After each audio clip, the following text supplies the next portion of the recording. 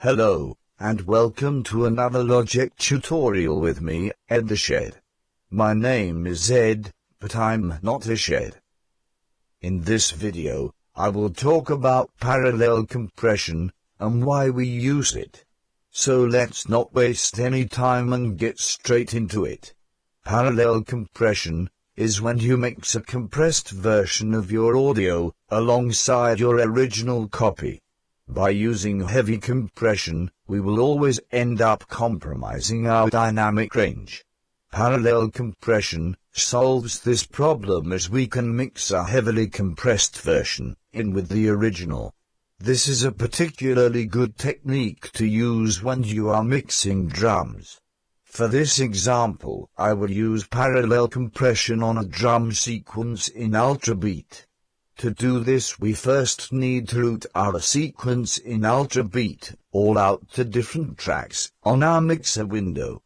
I will go through this part of the tutorial quite briefly because I will cover it in a lot more detail in another tutorial. For now, our main focus is parallel compression. So, to start off, I will open my Ultrabeat up. As you can see, I have a little drum sequence that consists of a kick, a snare, and some hi-hats. I will just play the sequence very quickly and then we will get straight into it. Here we go.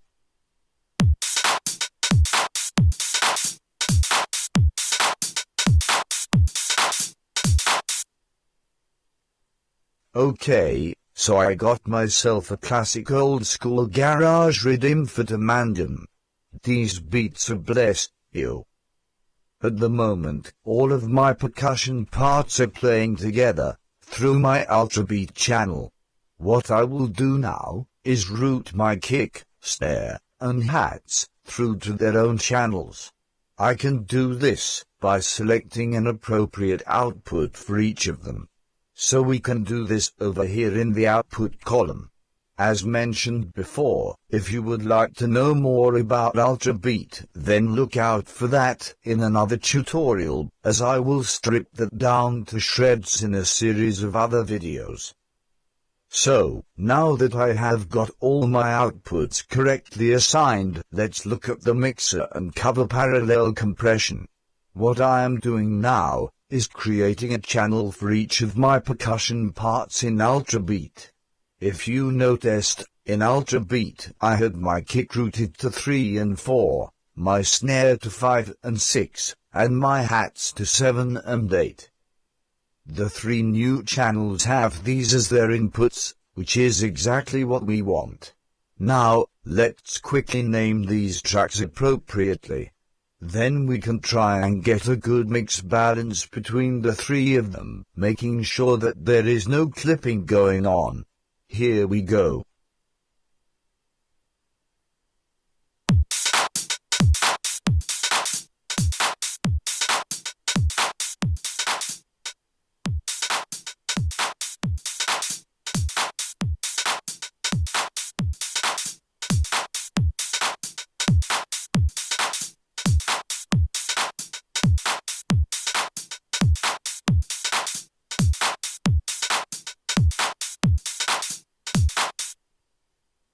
Okay, that will be fine for now. Let's just recap on why we might want to use parallel compression here. At the moment, my drums are almost as loud as they can go without clipping in the meter. However, I want them more prominent, and louder too. So how can I do this without affecting any of the dynamics on my current 3 tracks? Parallel bloody compression. Yes. As mentioned before, when we are using parallel compression, we are mixing an often heavily compressed version with the original version. So at the moment we have the original version, but no compressed version. So let's stop buggering about, and create a compressed version of all 3 drum parts. To do this, we need all 3 of our drum parts playing through one channel, so that we can compress them all together. So, how the heck do we get all of our 3 drum parts to play through one track? We use sends. When we use these, we are sending an extra signal from our channel to another separate channel. If I highlight all three of my drum parts and then click on the sends box, it comes up with a drop-down menu that has a list of numbers with the word bus before them. Think of a bus literally as a physical cable that routes your signal from one source to another. The numbers are essentially representing the different cables you are using to route your signal around the mixer. In a physical sense, real cables would probably be colored differently so that you know which one is which. In the software sense, these cables are called buses, and instead of having different colors, they are simply numbered instead. So, let's route some of the signal of the three drum parts to another new channel on the mixer. So let's use cable 1, bus 1. Now that we've done this, if I hold down the Alt key and click on one of the little circles that has appeared next to the bus, it will bring the level up to 0 dB, and if you hadn't guessed it already, this little circle is your volume fader for the bus we have just created. For those of you that have never used sends before, every time you create a new send, Logic Pro got your back, bro. If you create a new send to bus 1, like I have for example, Logic will automatically create a new track for you, with the right input and output already selected. Bloody nice one, Logic. I owe you one, just one.